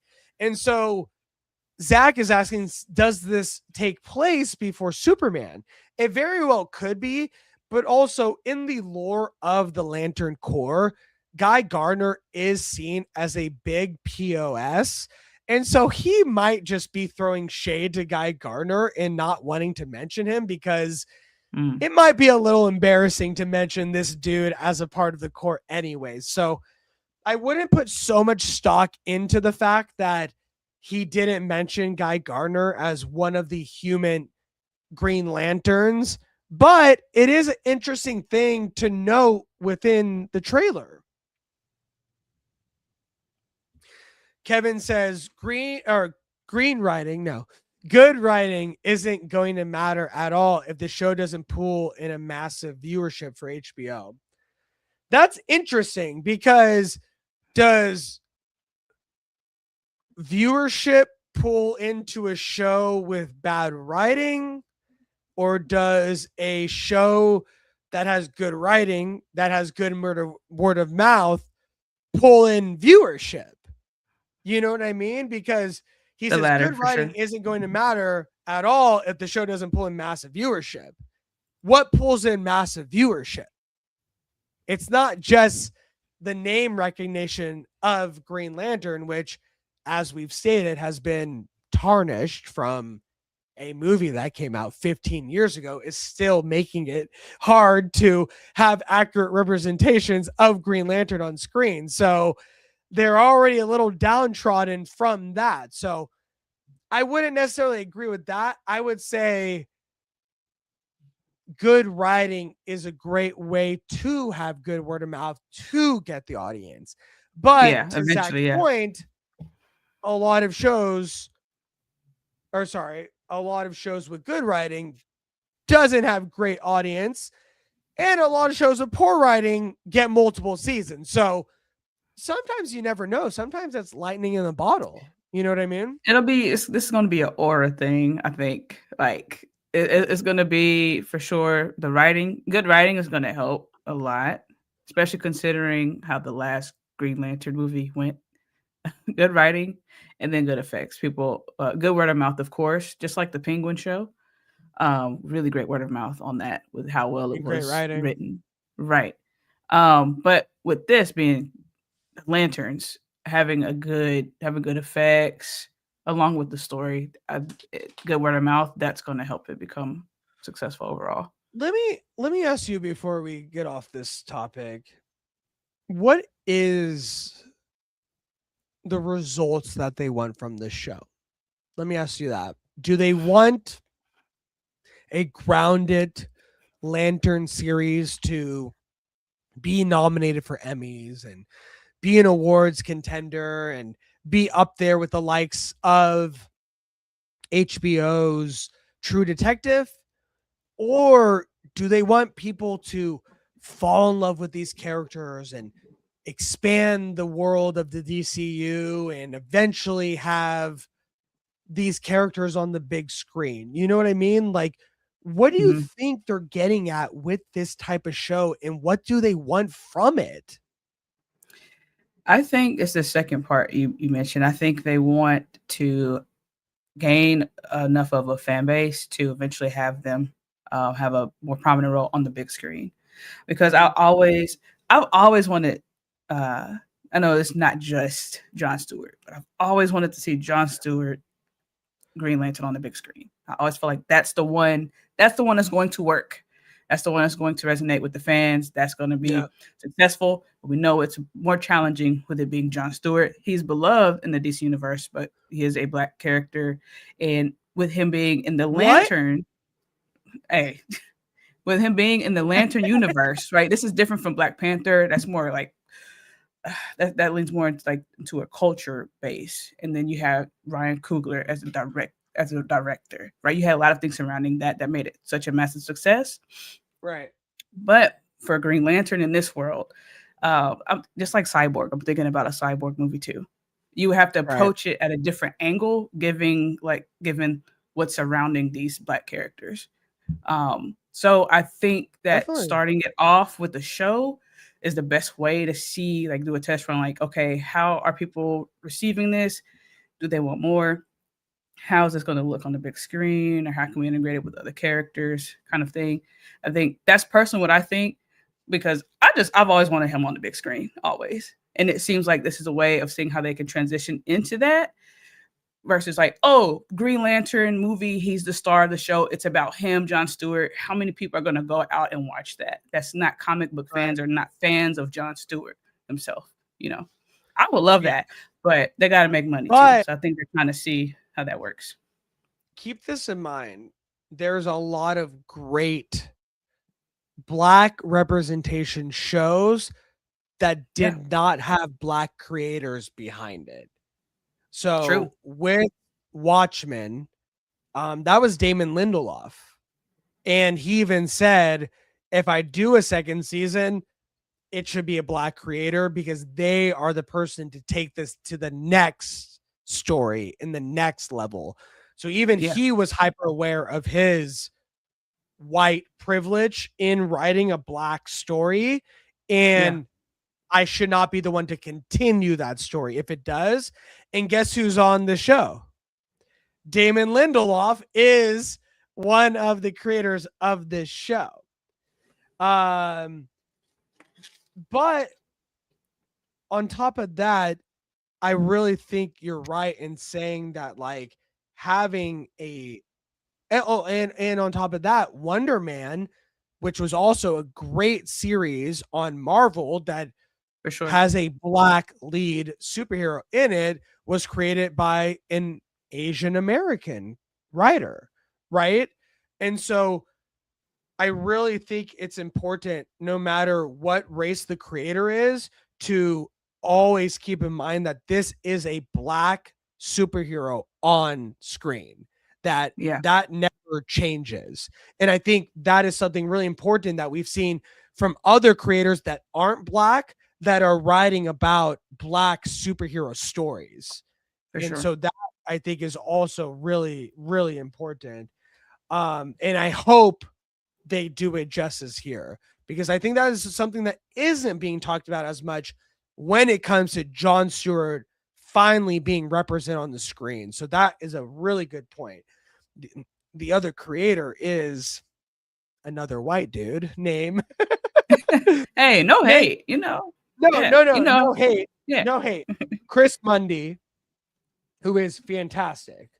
And Chris Mundy is a huge bitch. No, it has worked on True Detective, Ozark, Bloodline, Hell on Wheels, Criminal Minds. So he's been in that world of literally True Detective and that one-on-one buddy cop, grounded kind of long form storytelling series. So I love that he has lived in that world, and it gives me a little bit more faith that, like, they know what story they want to tell.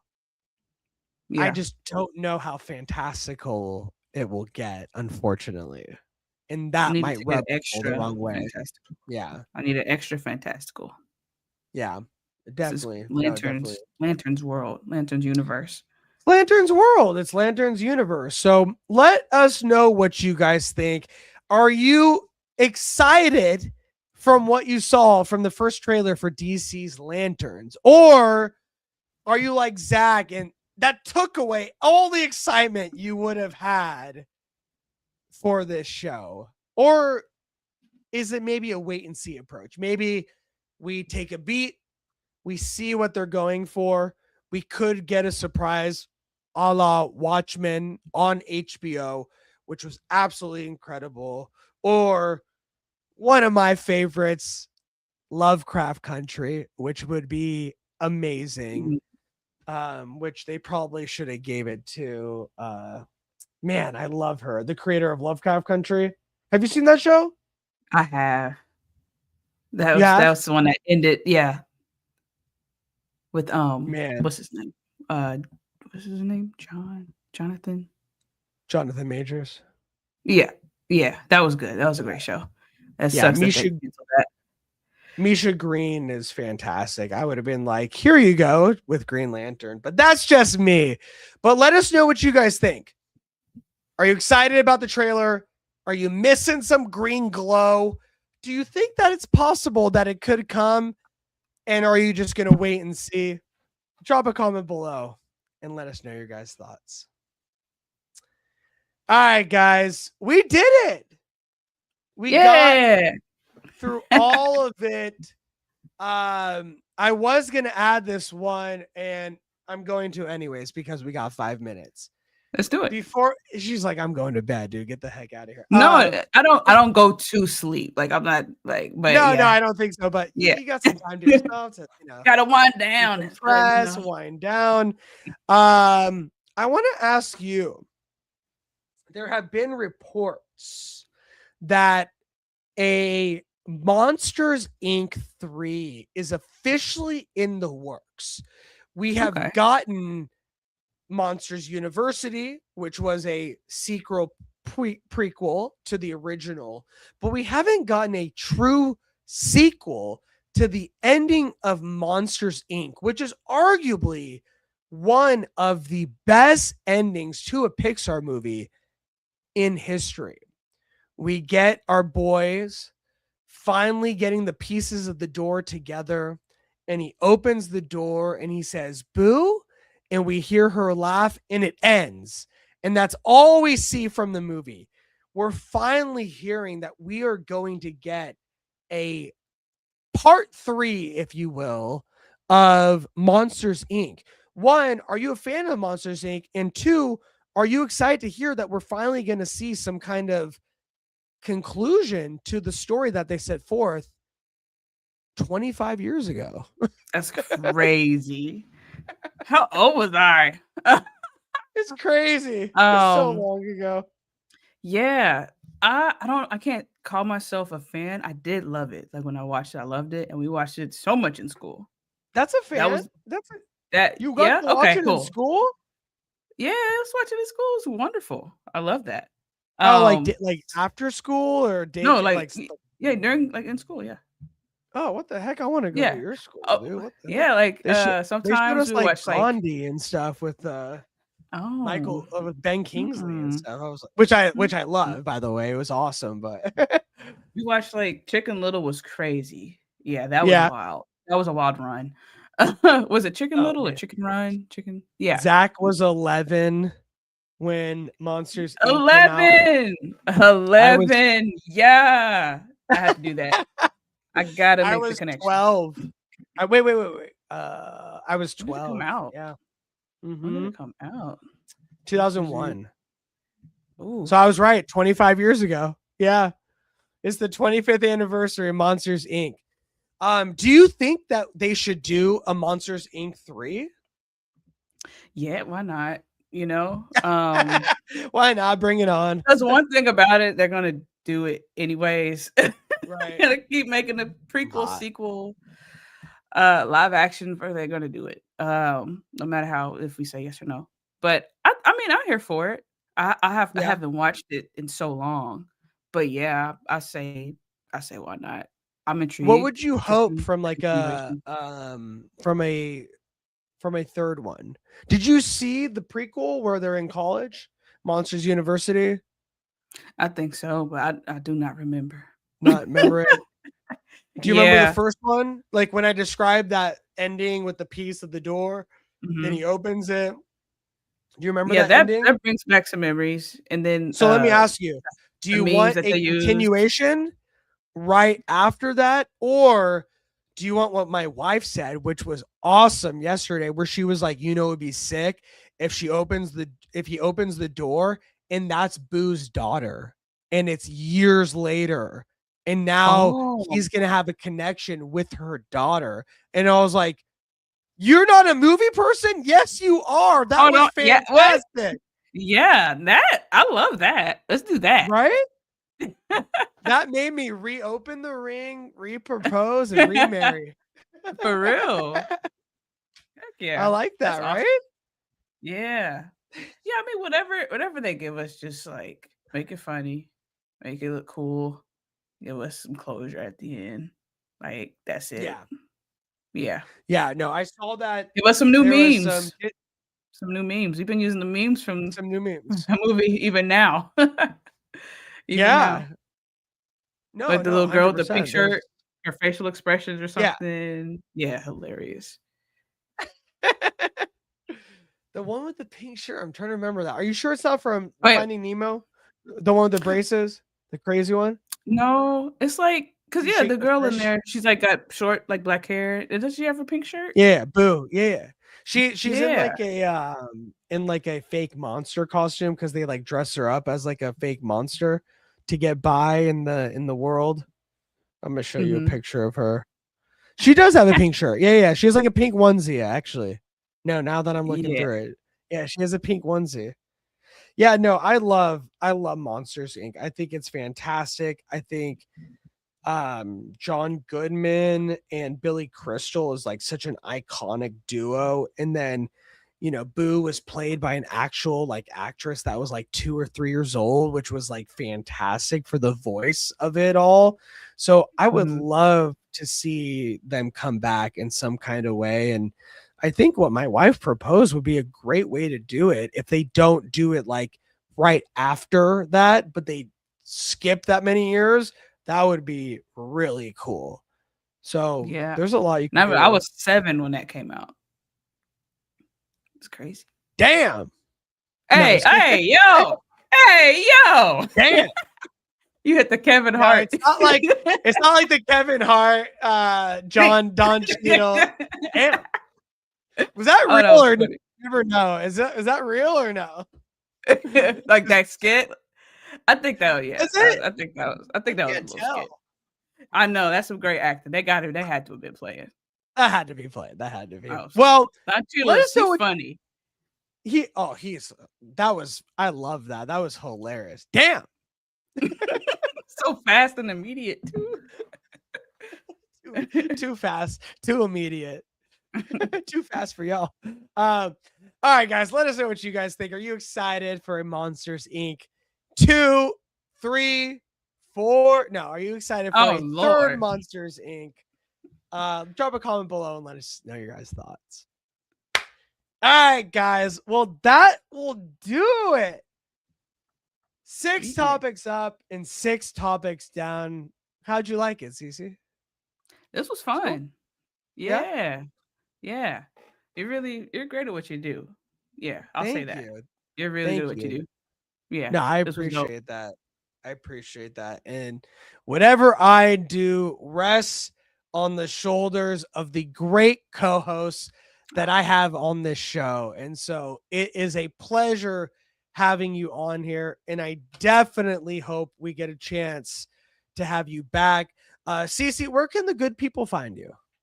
The good people can find me on the YouTube. Okay. That's at CC Clemens, at CECE CLEMONS. I do full-length movie reactions. The one that's in the works is Predator Badlands. Absolutely love that movie. So that is next. And yeah, if you don't see my videos, one thing you'll know I always say, and I'll say on this video, make sure you drink that water and stay hydrated. That's it. Are you sponsored by Aegon? I am not. Yet. Yeah. No, maybe one day. That'd be awesome. That would be crazy.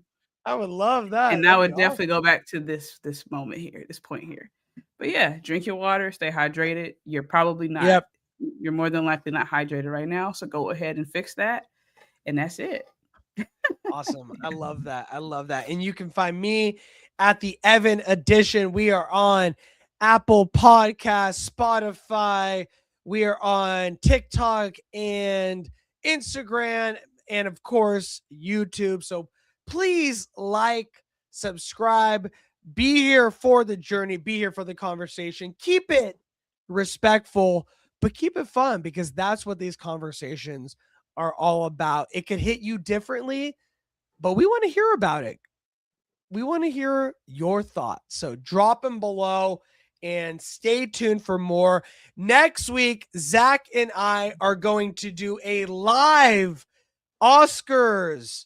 We're going to start at 4 p.m. Pacific Standard Time, and we are going to be reporting the entire Oscars celebration. So stay tuned and stay with us for the announcements, for the awards. It looks like Michael B is getting his gold man. So let's get it. Yeah. Timothy Chalamet, don't talk crap about ballet or opera, my friend, because you will get pulled out. Why would he do that? Why would he do that? Only time will tell. But thank you so much for being here. Thank you for being part of the conversation. And we will see you guys next time. Bye bye, my friend. It's the Evan edition. The Evan edition. The Evan edition. The Evan edition. It's the Evan edition. The Evan edition. The Evan edition. The Evan edition. It's the Evan edition.